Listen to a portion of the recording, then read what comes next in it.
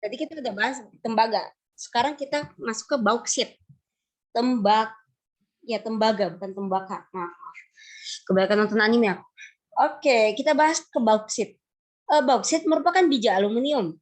Karakternya lunak dan mudah dibentuk, beratnya ringan dan anti karat. Tambang bauksit terdapat di Pulau Bintan, Kepulauan Riau, dan Pulau Singkawang di Kalimantan Barat. Emas dan perak. Tambang emas dan perak terdapat di Martapura, Kalimantan Selatan. Terus sama di Bolang, Mongondo, Sulawesi Utara, di Cikotok, Jawa Barat, Logas, Riau, Meulaboh, Aceh, Rejang, Lebong, dan Curo, Bengkulu. Pabrik pengolahan emas terdapat di Cikotok, Jawa Barat.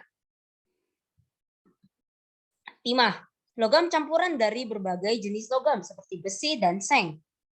Timah digunakan untuk campuran pembuatan plat besi, baja, bahan solder, patri, industri kaleng, makanan dan minuman, dan peluru. Ada 2 jenis timah, yaitu ada timah putih dan timah hitam. Tambang timah antara lain di Bangkinang Riau, Sungai Liat di Pulau Bangka, dan Manggar Pulau Belitung. Kalau umpamanya kalian pengen lihat tambang timah, kalian bisa umpamanya kalian pengen lihat tapi sambil ngedengerin lagu. Nah, ini kalian bisa lihat di lagu Laskar Pelangi di video klipnya. Ini aku bukan bukan Radio Labs, aku bukan Pumas Radio Labs. Juga ini bukan buat promosi, hanya sebagai informasi juga supaya kita bisa mengenal lagu Indonesia, mungkin ya bukan lagu daerah, cuman lagu yang berasal dari Indonesia. Aku bingung gimana. Yang lagunya itu yang menarilah dan terus tertawa bahwa dunia tak seindah surga, bersyukurlah pada yang kuasa, cinta kita di dunia selamanya. Ya gitu sih. Kalau umpamanya suaraku fals, maaf. Terus biji besi, berwujud pasir hitam yang dapat diolah menjadi besi. Digunakan untuk pembuatan mesin, kerangka bangunan, dan berbagai jenis tambang lain. Tambang biji antara lain di Cilacap, Jawa Tengah, Cilegon, Banten, Pegunungan Fairbanks di Sulawesi Tengah, dan Pulau Sebuku, Kalimantan Selatan.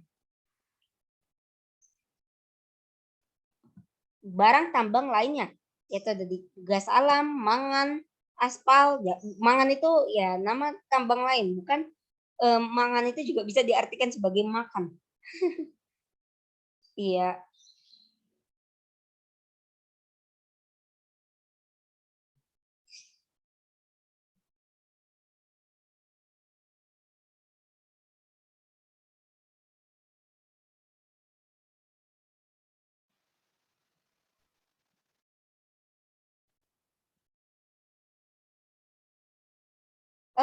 Terus ada aspal, belerang, intan, kapur, marmer, nikel, grafit.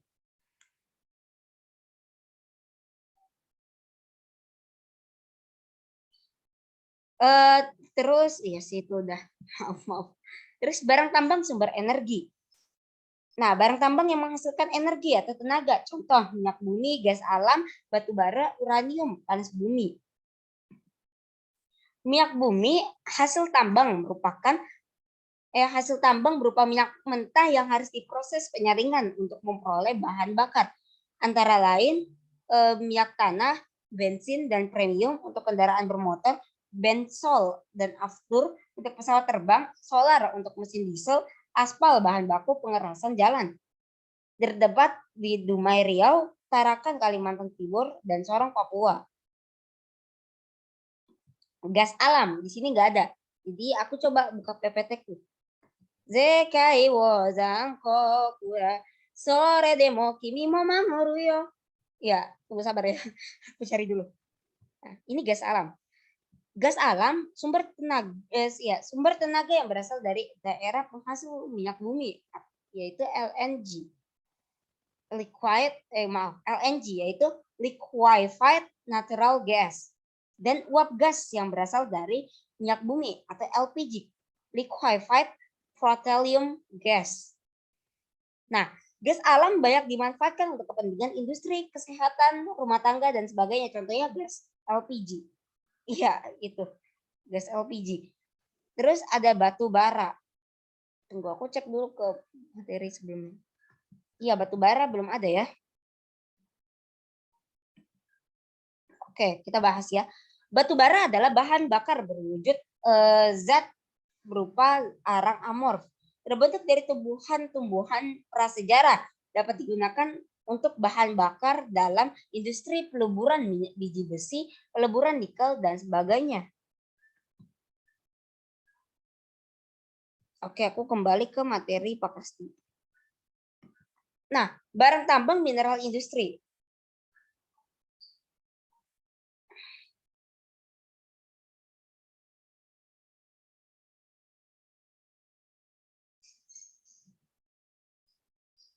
Nah, barang tambang yang digunakan untuk bahan baku industri. Yang pertama ada belerang. Barang tambang yang terdapat di sekitar kawah gunung berapi. Manfaatnya obat-obatan, kosmetika, campuran industri ban, mobil. Udah sih itu aja. Terus granit. Nah, granit penjelasannya ada di PPT-ku. Granit adalah batuan keras yang keputih-putihan. Granit digunakan untuk bahan baku pensil, bahan pensil, dan baterai. Ya, untuk yang pensil itu yang kamu tahu kan, kalian tahu kan yang warna hitam-hitam. Nah, itu yang di pensil itu yang buat tulis. Nah, itu terbuat dari granit. Manfaatnya industri pensil, baterai, dan bahan bangunan. Terus ada pasir kuarsa. Pasir kuarsa itu buat kaca. Nah, pasir kuarsa adalah bahan untuk pembuatan kaca, gelas, atau dan piring. Nah, itu singkatnya. Manfaatnya untuk kaca, gelas, piring, dan lain-lain. Terus ada kaolin. Kalau ngomong kaolin pasti aku mikirnya kaori. Tunggu, maaf. Nah, kaolin adalah tanah liat lunak, halus dan putih, terjadi dari pelapukan batuan granit, dijadikan bahan untuk membuat porselen atau untuk bahan campuran membuat kain tenun, kertas. Untuk kertas juga karet, obat-obatan, dan sebagainya. Kaori itu ini mayat, bukan mayat, cicak. Nah, itu tepatnya. Manfaatnya bahan baku industri keramik. Tadi juga ada tuh buat tenun, kertas, dan lain-lain. Terus batu kapur. Tanah atau batuan berwarna putih yang merupakan sisa organisme laut atau binatang karang. Manfaatnya bahan baku utama industri semen. Potensi sumber daya alam hutan adalah sekumpulan pohon yang tumbuh di suatu wilayah. Hutan bermanfaat sebagai mengatur tata udara, penyedia oksigen atau paru-paru dunia, pengatur tata air,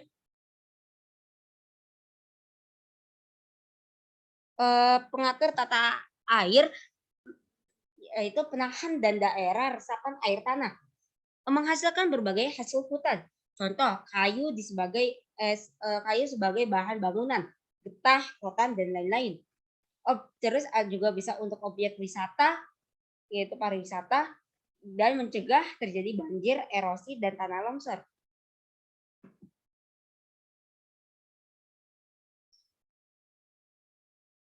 Jenis hutan. Hutan dapat dibedakan menjadi beberapa jenis, yaitu berdasarkan iklim, berdasarkan jenis pohon, berdasarkan fungsi. Hutan berdasarkan iklim.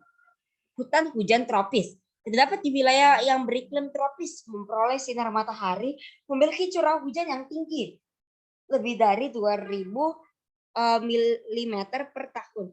Ini aku nggak tahu ya benar apa salah. Cuman itu yang itu kan milimeter. Terus ciri-cirinya, pohon berdaun lebar, daunnya menghijau sepanjang tahun, memiliki keberagaman hayati dan tempat hidup berbagai spesies hewan dan tumbuhan. Nah, ini berhubungan dengan pelajaran IPA. Kalau mau kalian muridnya Pak Rusiman, pasti ulangannya itu ada tentang bioma. Hutan hujan tropis. Itu kalau umpamanya di ulangannya Pak Rusiman itu, hutan ini biasa dijuluki hutan belantara karena diselimuti oleh pohon. Hutan ini sangat gelap dikarenakan tertutup oleh dedaunan pohon yang lebar. Gitu sih kalau umpamanya di ulangannya Pak Rosiman.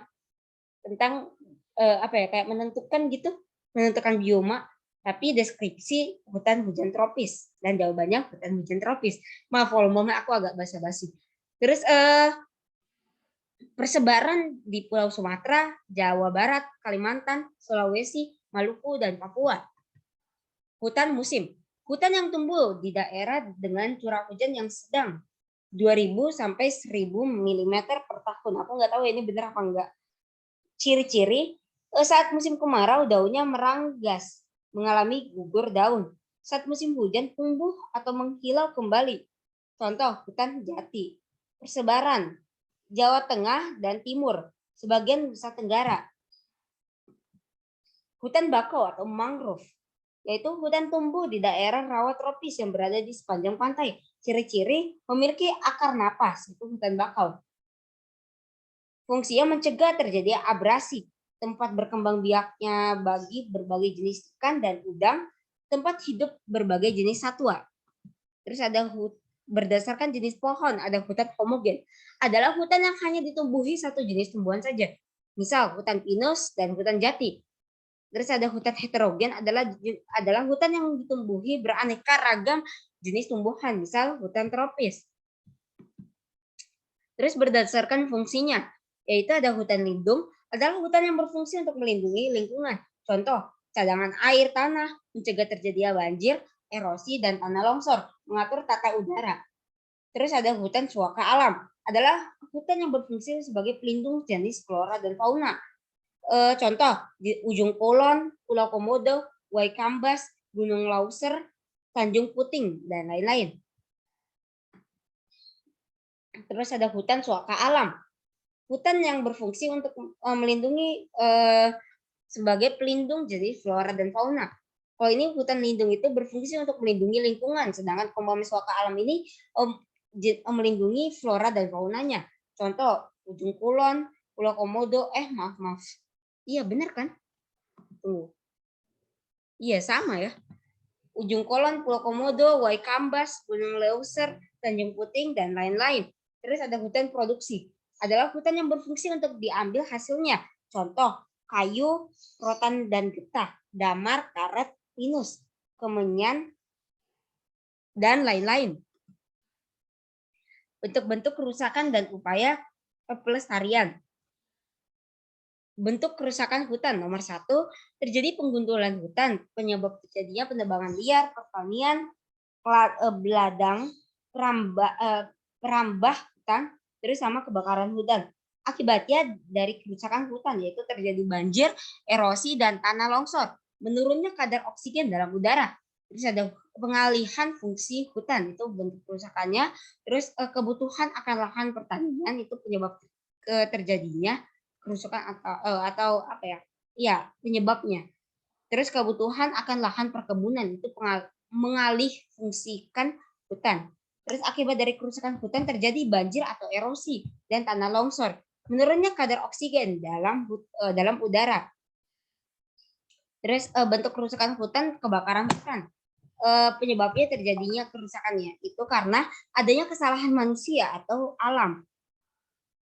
Akibat dari kerusakan hutan yaitu meningkatnya kadar karbon dioksida karena api itu kan menghasilkan asap-asapnya itu mengandung karbon dioksida. Menurunnya kadar oksigen, punahnya beberapa flora dan fauna. Upaya untuk mencegah dan memulihkan terjadi kerusakan hutan. Yang pertama, mencegah terjadi penebangan liar, mencegah terjadinya kebakaran hutan, membuat undang-undang perlindungan hutan, meningkatkan pengawasan hutan, memberikan penyuluhan tentang pentingnya hutan, mengadakan reboisasi. Laut. Laut adalah bagian permukaan bumi yang cekung dan tertutup oleh air, mempunyai kadar garam tinggi. Wilayah laut dapat dibagi menjadi wilayah pasang, wilayah laut dangkal, wilayah laut dalam, wilayah laut sangat dalam. Nah, itu laut. Perairan laut mencangkup 96%, yaitu samudra, laut, selat, teluk. Nah, ada wilayah pasang. Bagian tepi laut yang disebut pantai yang dasarnya kering dan saat laut surut hidup beberapa jenis binatang. Terus laut wilayah dangkal, bagian tepi laut dengan kedalaman sampai 150 meter. Sinar matahari masih dapat menembus ke dasar laut.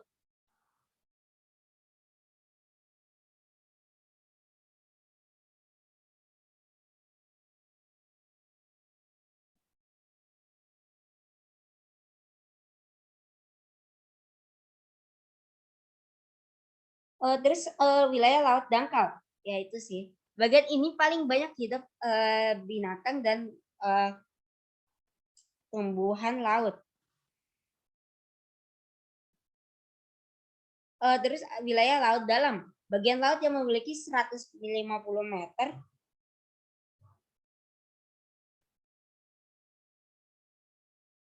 Tunggu ya, sabar.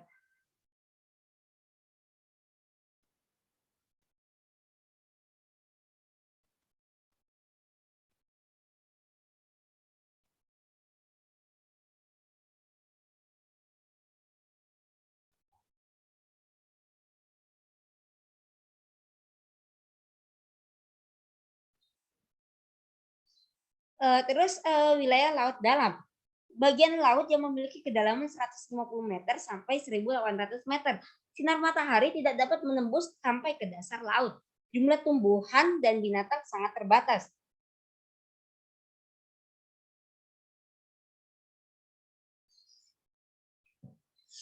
Wilayah laut sangat dalam, itu bagian laut dengan kedalaman lebih dari 1.800 meter.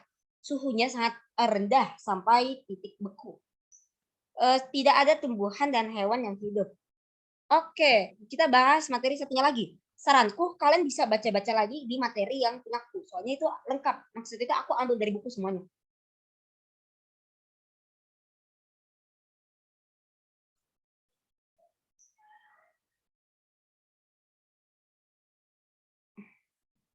Nah, yang pertama kita bahas atmosfer. Ini masuk di ulangan harian. Kalau nggak salah, cuma dikit doang. Maaf. Yaitu ada atmosfer. Definisi atmosfer, lapisan udara yang menyelimuti planet bumi. Manfaat atmosfer menyediakan oksigen untuk menunjang kehidupan, menyediakan karbon dioksida, menyediakan air atau hujan, melindungi makhluk hidup dari sinar ultraviolet matahari, melindungi makhluk hidup dari meteor, dan lain-lain. Nah, meteor nih, Madakono Sekai wa. Jadinya kenapa bisa melindungi dari makhluk hidup dari meteor? Karena atmosfer itu saat meteor masuk ke dalam atmosfer itu meteor itu terkikis dan terbakar sampai habis. Kalau umpamanya sudah jatuh, berarti itu namanya batu meteor. Kalau umpamanya masih di atmosfer dan habis itu kalau nggak salah meteorit. Terus kalau umpamanya yang masih di luar angkasa itu namanya asteroid. Ya, asteroid. Tunggu aku lupa. Meteorit, meteor, ya sih itu sama meteorid pakai D. Aku lupa. Maaf. Ini materi SD.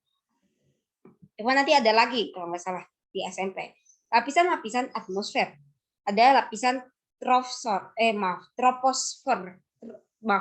Troposfer. Ketebalan atau ketinggian yaitu 16, 11 sampai 8 km. Ciri khusus penghantar suara terjadinya gejala cuaca.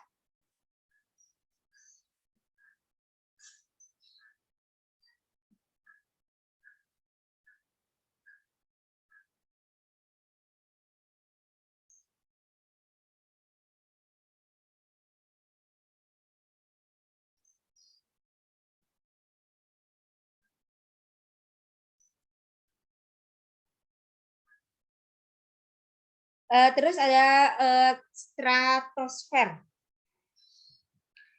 Ketebalan ketinggian atau ketinggiannya 11 sampai 48 km. Terdapat lapisan ozon.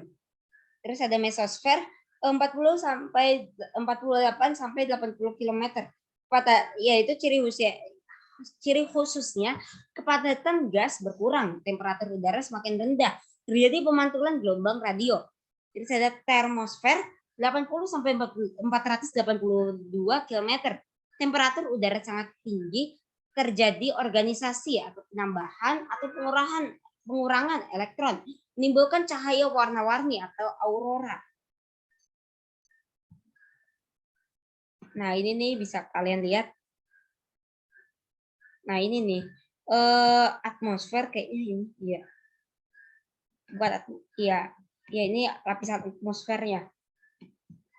Ini ada gambarannya nih. Kita troposfer itu di sini. Terus ada stratosfer. Kalau troposfer itu kita kayak di sini itu kita di permukaan bumi itu kita berarti di daerah troposfer di atasnya sedikit. Itu troposfer, terus ada stratosfer. Nah, ini pesawat terbang, terus ada balon udara. Nah, terus ada ozone layer. Ini di sekitar 25 atau 40 meter. Terus ada mesosfer, terus sama termosfer. Ini ada suhunya nih. Suhunya kompomnya yang di troposfer itu 20 Celciusan. Kompomnya di stratosfer itu udah di ini nih apa mah? Udah 40 Celcius. Terus di sini itu 20 tunggu. Iya, sekitar situ sih. Terus ini juga 40 Celcius, terus di sini itu 20 Celcius, terus di sini 10, nah di sini 80 nih di mesosfer. Di ketinggian 70 meter. 70 kilometer, maaf. Terus ini juga 80 Celcius, ini di termosfer. Terus 110 ketinggian 110 km, ini -60 termosfer, terus ini 110 dengan suhu Celcius itu -20, sama halnya kurang lebih dengan yang di ketinggian 120 km. Nah, ini ada aurora nih. Ciamik banget bukan? Ya. Cuaca dan iklim. Definisi cuaca dan iklim. Cuaca, keadaan udara di suatu tempat pada saat tertentu. Iklim cuaca rata-rata di suatu wilayah dalam waktu yang lama, kurang lebih 30 tahun.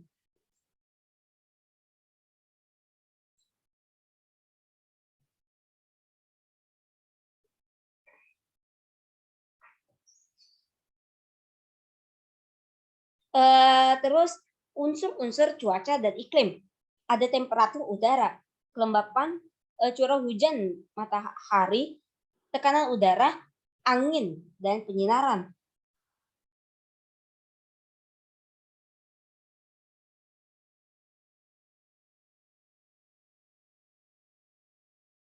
Oke. Nah, ini unsur-unsur yang terdapat dalam udara. Jadi bumi ini ada nitrogen, oksigen, dan lain-lain. Jadi nitrogen itu ada 78% di unsur udara di bumi. Manfaatnya menyuburkan tumbuhan. Terus ada oksigen 21%, menunjang kehidupan di planet bumi. Ini juga berhubungan dengan pelajaran IPA. Kalau umpamanya kalian sama Pak Rosiman itu ada tuh yang namanya populasi, tentang pertumbuhan populasi. Nah, itu kalau umpamanya populasi semakin tinggi, maka kebutuhan oksigen kan pasti lebih banyak. Tapi nggak akan bisa menyangkut semuanya lah. Jadinya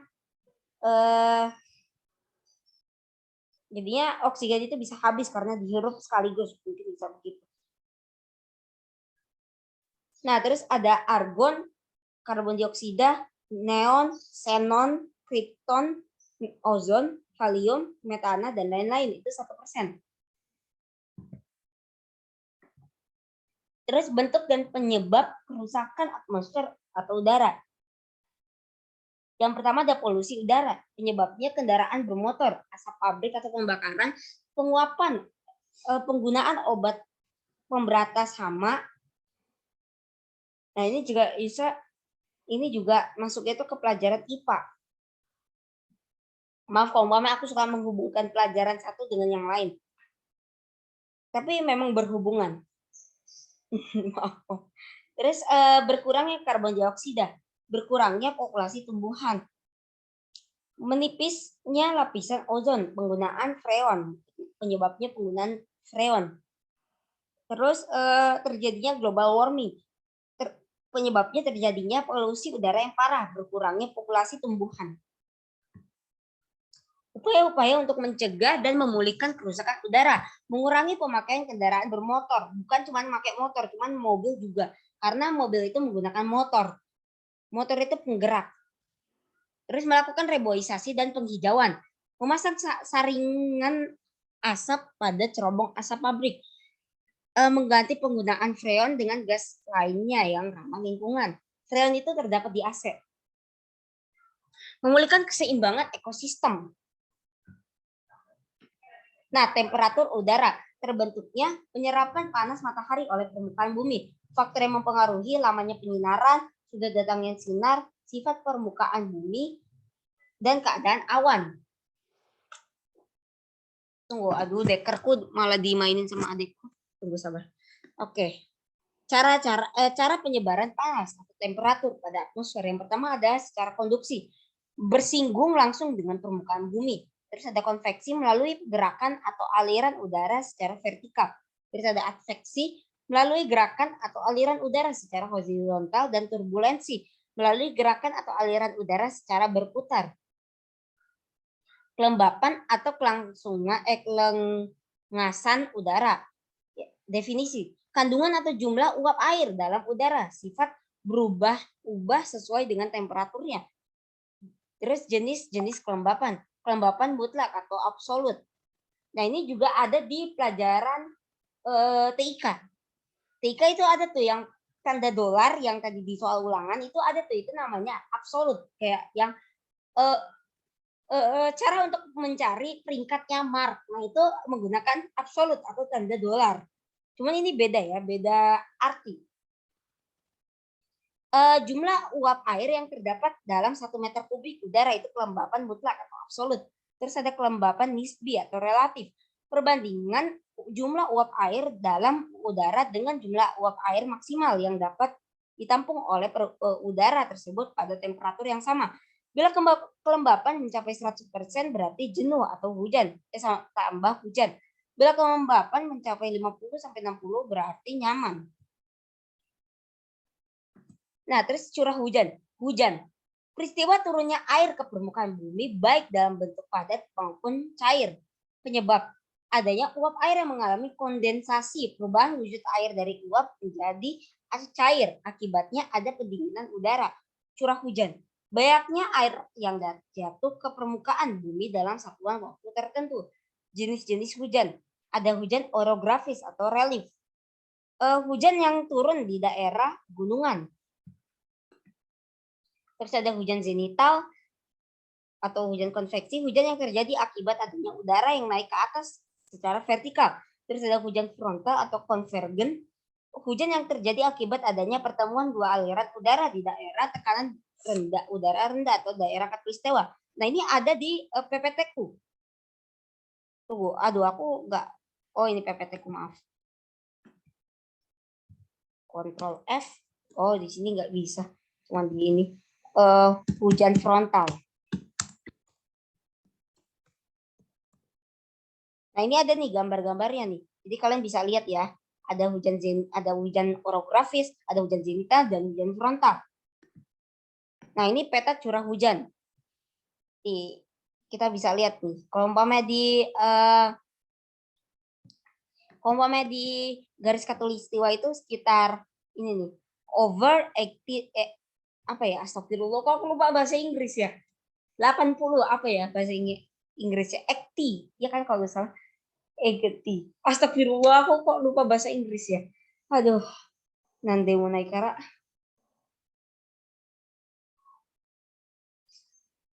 Gomenasai. Maaf. Aku lupa bahasa Inggris. Oke, ini peta curahnya ada ekuator, Tropic of Cancer, Tropic of Capricorn, Antarctic Circle, ini juga ada Arctic Circle. Oke.